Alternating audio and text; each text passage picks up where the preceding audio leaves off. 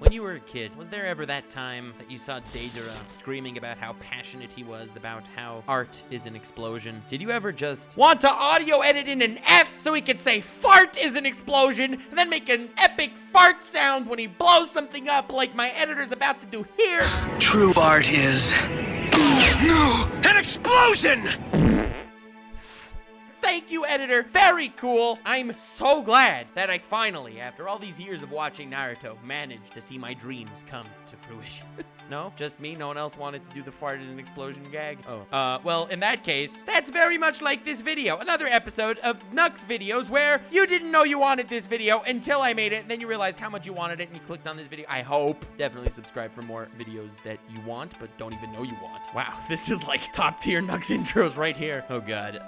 Minor villains in anime play massive roles, despite the popular opinion that the greatest villain in every anime is this big, fat, overpowered mega ultra chicken of sorts. I mean, no one really says that about Kaguya in Naruto, but when I hear epic anime villains, I hear Aizen from Bleach, Madara from Naruto. And while they aren't per se bad villains, I mean, I love both Madara and Aizen. I've made videos on each of them, and I'm not afraid to say that. I feel like the minor characters, despite their importance, get very overshadowed by the larger, greater, more prominent ones. Today, I want to talk about the greatness of some forgotten anime villains, mainly featuring Deidara from Naruto. Because despite the popularity polls and the importance of various characters, Deidara is actually my second favorite villain in Naruto after Pain, crazy as that may sound. And yes, it is because he's a sexy bitch. What the hell is that doing in my script? Nothing terrifies me nearly as much as my own subconscious mind. I write scary stuff when I'm tired, okay? Anyway, fantasies aside, he's one of the first Akatsuki members we really get to know in the Naruto universe. Now, the reason why the Akatsuki is one of my favorite villain organizations in anime, in fact, I believe it's my favorite, is largely due to Deidara's presence. Now, I understand the way it's built up is really freaking cool. You got Madara behind the scenes who was convincing Obito what to do, who behind the scenes was convincing Pain what to do. But at the same time, everyone had their own very understandable ideology that pushed them forward. Pain, who suffered a tragic freaking backstory, wanted to bring the world to a peace and order. He realized that through inflicting pain on others, it'll cause them to want to re-inflict pain back upon you, causing an endless cycle of pain. And therefore, to stop all this, he would gather the tailed beast, make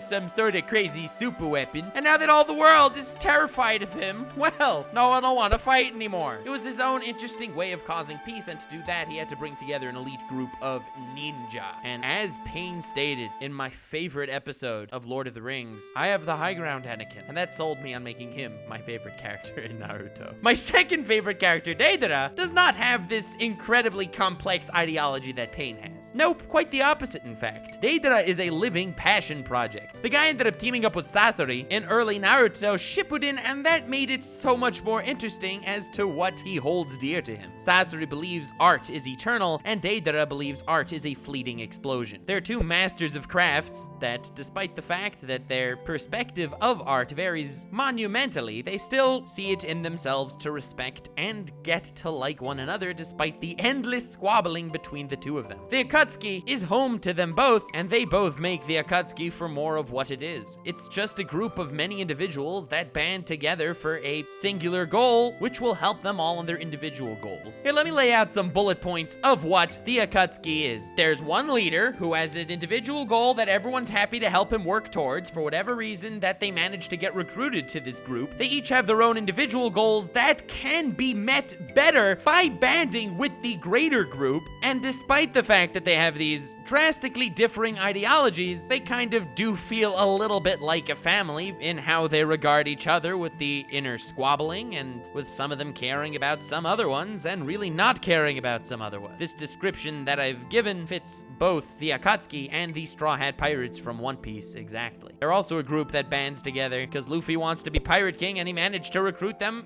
to his crew because following his goal, in turn, will lead everyone closer to theirs. Zoro wants to be the greatest swordsman, Sanji wants to find the all blue, etc. But now, all the dynamics that we see in the Akatsuki, and the reason that brings me to like what they are so much, even though, granted, Kakuzu's in it for the money. Deidara and Sasori are in it for the art. Hidan's in it because he likes it when he gets his head chopped off, he gets to be able to suck his own dick without even needing to bend his back. No, that wasn't his goal? Well, I've been watching the wrong series then. But what really gives them their individuality and flavor is what makes them interesting. They're not like the Phantom Troop from Hunter x Hunter, a true family that cares about one another more than they even care about their individuality. No, they're quite the contrary. It's the individual aspects of the Akatsuki that makes them so great. It's like trying to compare the Straw Hats to the Fairy Tail Guild. Two completely different things. It's not in my script, but I now realize that I compared the Phantom Troop from Hunter x Hunter to the Fairy Tail Guild. Wow, that's not gonna get me any hate in the comments. You know, comparing some of Shonen's greatest to some of Shonen's greatest failures. That's right, I'm sorry, Fairy Tail, to comparing you with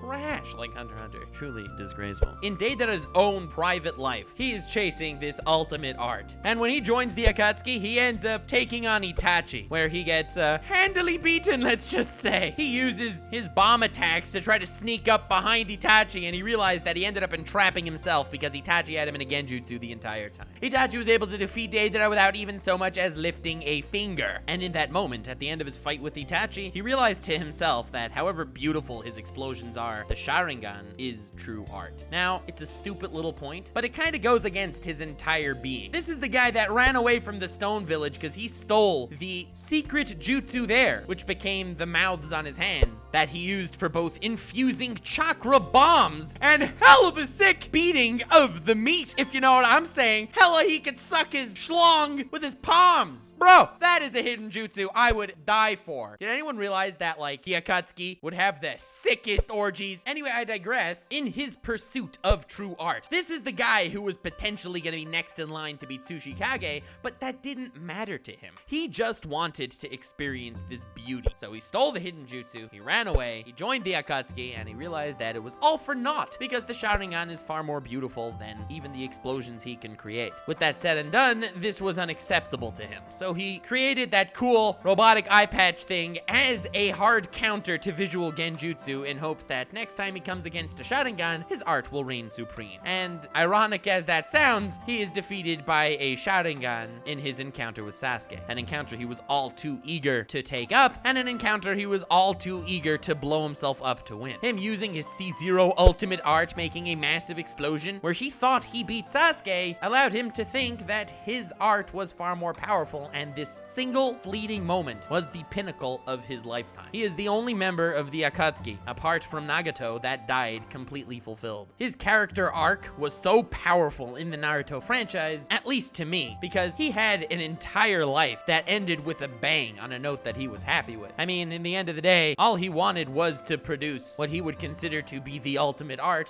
farting out the greatest and most devastating jutsu that we've seen in the main Naruto timeline, at least until the war. Not only that, but in that fleeting moment with that massive explosion, he felt like he took down Sasuke, an incredibly integral character to everyone's story. It mattered to Itachi, to the Leaf Village, to Orochimaru, to the Akatsuki. It was an extremely important character that he was able to snuff out with the beauty and splendor of what his art held. He died satisfied. That's the true curse of the Edo Tensei. It brought this guy back from an ultimate ending that took his own life away to produce. And it made that all for nothing, because hey, look, Deidara's back, flying Kabuto around on exploding owls. Very cool. It retroactively annulled Deidara's ultimate ending, and thankfully no one told him that he didn't manage to kill Sasuke, or that would have just been too sad for the guy. My heart goes out to Deidara, you crazy maniac terrorist. I love you, bro. But he had his full life, with his full experiences and his full thematic narrative and importance. And he was one mere member of the Akatsuki. Yeah, there ain't more of them. The Akatsuki's a group of these people with their own individual takes on lives and their entire lives that lead up to the point that they are now, as part of this super organization that's planning to level the world with Bijudamas until ultimate peace is brought about. But none of that really mattered to Deidara. He's just in it for refining his personal jutsu. So, despite the fact that he is a mere pawn in the Akatsuki's game, the fact that that doesn't matter to him whatsoever and just leads him to getting further at what he's trying to get to sets a tone for what every single member of the Akatsuki is. And when you add all those completely different parts with their own very different ideologies, you get the Akatsuki organization, a major